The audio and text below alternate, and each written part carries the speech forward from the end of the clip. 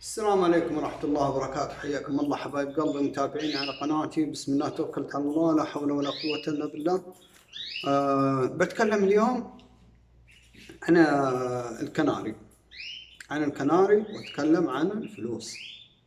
اوكي، بتصحصح معي. بتكسب فلوس، بتهنق، خليك على تهنيكتك يا ابوي، واقعد طول الوقت وانت خسران خسران خسران خسران، واخرتها حلو. يعني قل اي كلام، اللي هو اي كلام، اللي الفلوس ما فيها خير. هذا اي كلام. الفلوس ما فيها خير وما فيها فائدة وما فيها ذا، ما تقدمت عن المال والبنون، يعني ما تقدمت عن البنون. فاللي بيقول اي كلام او هذا، يعني الفيديو هذا ما يلزمه، وتيسر احسن وخليه على ذكر تغريد او طير زينة او جوز زينة ويبقى. اللي يبغى يستفيد من هوايتنا هذه ويطلع له دخل، يعني آخر الشهر يكون مبلغ أنت اللي تحدده، يعني أنت اللي تحدده كم جوز بتكون يعني عندك، هذا بيتحدد كم مدخولك الشهري. نبدأ في الموضوع، نبدأ يعني في الشغلة مباشرة. الشغلة الأولى، أنا ما أدري الكاميرا عدلة أو أحس إنها معوجة، ولا أنا الستاند هذا ما ارتاح معه. أوكي، الشغلة الأولى أنك تجمع لي 4 أجوز 5 منتجين، سواء طيور حب، سواء كروانات، سواء روز، سواء كناري، المهم انهم طيور الزينة. اوكي، والاجوز هذولا يكونون شغالين. شلون شغالين؟ يعني قاعدين ينتجون. اوكي، عندك 4 أجوز او 5 أجوز قاعدين ينتجون، انتوا عدو، ويعني انتوا مجهودك كل ما وصلتم ل 6 7 أجوز، كل ما زاد لك المبلغ اخر الشهر. والطريقه سهله وبسيطه، ومنها يعني اسهل منها ما فيه، بس اللهم يبغى لك شويه انك تركز. اوكي، تركز.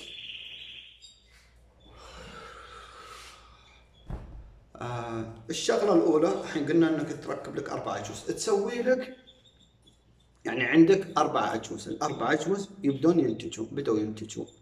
اوكي، ال4 أجوز، فلنفرض ان الجوز الاول رقم 1 طلع لك 4 فروخ.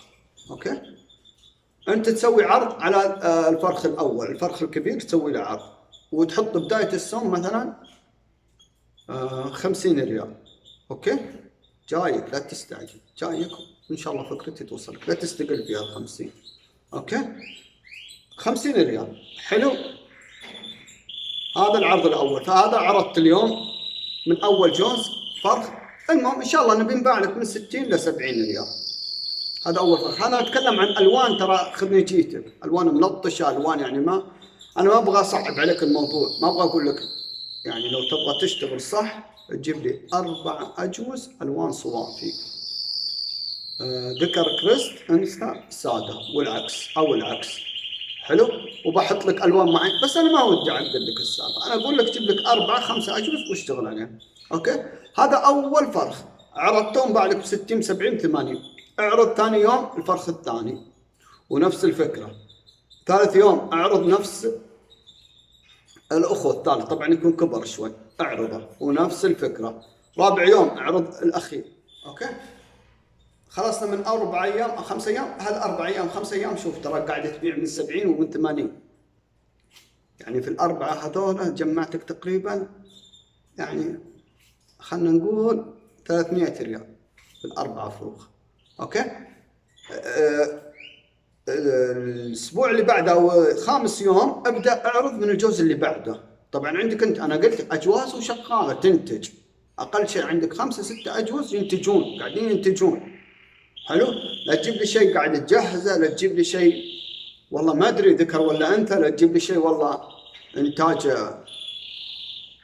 5 سنوات قبل وتبغى ينتج لك ذا الحين. لا، انا قلت لك معك 4 5 أجوز، والاغلب واللي وصل الى عندي ذا الحين وقاعد يتابعني اكيد عنده طيور زينه، واكيد قاعد ينتج منهم. اوكي، عيد نفس الفكره في الفروخ اللي سويتهم في الجزء الاول، ابدا سوي لك عرض يومي يومي يومي يومي. اوكي، كذا بتخلص تقريبا 8 ايام او 10 ايام او 9 ايام وانت تعرض. ابدا اعرض من الجزء الثالث. اوكي. والله انا عندي 3 اجوز 4 اجوز فروخهم قراب البعض. انت براحتك، تبي تعرض لك 5 6 فروخ في وقت واحد براحتك، تبي تسوي لك عرض يومي براحتك. حلو. بس انا افضل العروض اليوميه على اساس انت تتعود ان تصير عندك عروض يوميه. والشغله الثانيه، اوكي، ترى البيع اليومي يعطي الواحد يعطيك باور، يعطيك تتحرك، تروح تجي تدخل حاجات جديده، تبيع تشتري، فيعطيك حركه. اوكي. طيب يا ابن الحلال، ما انباعوا لنا الفروخ الغر اللي نبغاهم، ان شاء الله بينباعوا، بس نقول فلنفرض ما انباعوا، خلهم زي على ما هم عليه.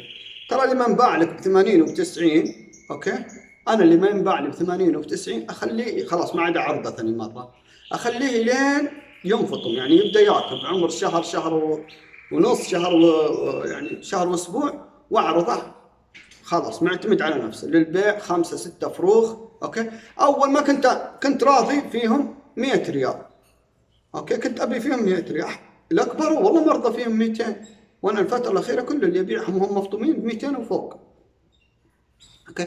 هنا انت اشتغلت طول الشهر، انت لو تحسبها يوميا عرض 60 70 60 70 80 60 70 80، ترى اخر الشهر بيطلع لك مبلغ وقدره، يعني بيطلع لك من 2000 ل 3000 انت وانتاجك، انت وشطارتك. انا الفتره الاخيره ماشي على هالسالفه. حلو.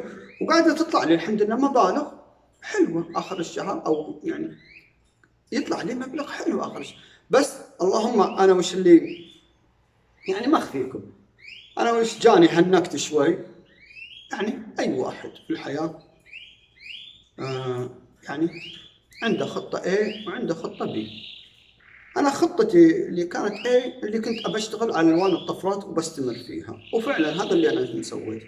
بس كنت بكثف، يعني بخليهم مثلا 90% الوان طفرات وبشتغل على الخط هذا، و 10% الالوان العاديه. اوكي. بس صراحه لاحظت فيها مشاكل واجد الوان الطفرات، واسعارها تو ماتش، غاليه، الناس قاعده تضرب باسعار خياليه. فانا قلبت السالفه ذا الحين، يعني خطه A ما نفعت حولتها على خطه B. خطه B اللي وشو؟ بقلب السالفه 70% الوان عاديه و30% الوان طفرات. كذا انا بمشي مع المواجهه، وان شاء الله اموري تمام وكل شيء تمام، ولا يخاف علي. انا لي تجربه في هنا، لي تجربه وهنا لي تجربه، يعني مشيت لا انا ماشي في الطريق. هذه الشغله. في شغله يا شيخ نسيتها. في شغله شباب، يعني شوف انا ما ودي اضحك عليكم، ولا ودي اقول لك حطوا ما ادري وش وتبيع يوميا. ترى هي توافيق بيد رب العالمين، وهذه ارزاق في السماء. حلو. وفي ايام تجيني اقسم بالله العظيم من طفشي منهم، اني لا شفت احد يضحك ولا شفت احد يسولف او اي شيء. حلو. اقول الله يهنيه يا شيخ. اي والله الله يهنيه، كيف يعرف يضحك، كيف يعرف يسولف ومساجه رايق من الطفش. حلو.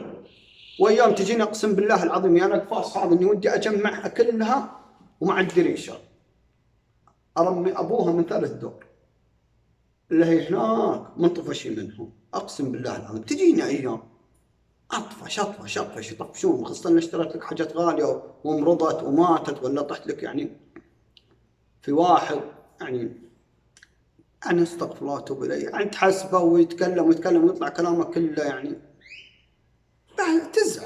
تزعل تتضايق بصراحه تتضايق. بس اقول يعني الواحد ما يتعلم اول وتالي ما يتعلم ببلاش. حلو. ويعني انا زيكم، يعني اي واحد يقول لي ها ساو افعل، مع انه ما حد والله قال لي هالسالفه، خاصه في التربيه وفي الوان الزينه وذا، والله ما حد قال لي شيء. ولا حتى كانت القنوات اللي تطلع على اليوتيوب وذم قنوات ما اتذكر فيها يعني كانت اضافه، الا يمكن قناه او قناتين حلو كنت اتابعها، وهي اللي كانت استفيد منها. عدا ذلك كنت اتابع قنوات اجنبيه بس اشوف وش اللي موجود. انا بعد اللغه شوي اشوف بس الموجود، اشوف الصور، اشوف واتفطن واسوي زيهم. اوكي. بس حبايبي نبدا نركز على الانتاج، على الطيور المنتجه ونبيع انتاجهم. اوكي. نبيع انتاجهم كذا نرجع راس مالنا وكذا نخش في المكاسب طول الشهر كسبان. يعني طول الشهر وانت عندك عروض، وطول الشهر وانت ان شاء الله انك كسبان. حبايبي انا اتكلم لكم من واقع تجربة. السوق تور الزينة مزدهر، وفلوس فلوس بمعنى الكلمة. اعتب صلاة على مجهودك، واعتب على يا طويل العمر والسلامة تركيباتك، على الطيور المرتبة، على يعني على الشيء المرتب اللي انت تشتغل، وامورهم سهله ترى ما يقوالها. يعني شوفوا الاقفاص هذه الاخيره انا اللي اشتريتها ترى ما يبدك الصعوبه، تشوفونها هذه بس ثلاثه، يعني القفص الواحد فيه ثلاثه. تبون اوريكم اياه بوريكم اياه، يعني اقدر اخليه ثلاثه اقفاص. شوفون تقدر تحط شوفوا زي هذا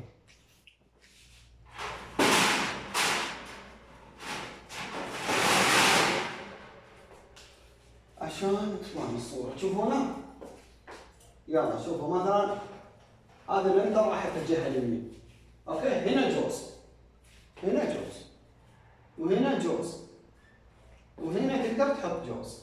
هذا اذا تبي اقفاصه زي كذا. هذه انا الموسم هذا اعتمدت، بعت الاقفاص كلها القديمه وحطيت الاقفاص هذه. منها يعني صراحه تغيير، ومنها في نفس الوقت والله عمليه. انا جربت اول شيء 3 اقفاص، بعدين خلاص المطيه رايحين عندي كلها من هالاقفاص. بس حبايبي انا قلت لكم سواء تبغى تشتغل يعني 3 الاجوز هذول كناري وتحط معهم طيور حب يمشي امورك، تبي تحط معهم روز تمشي امورك، تبي تحط معهم كروانات، اهم شيء طيور زينه. اوكي ورزقك على الله. اوكي حبايبي شكرا على الدعم، شكرا على اللايك، كفارة المجلس، سبحانك اللهم وبحمدك اشهد ان لا اله الا انت استغفرك. شكرا حبايبي، السلام عليكم.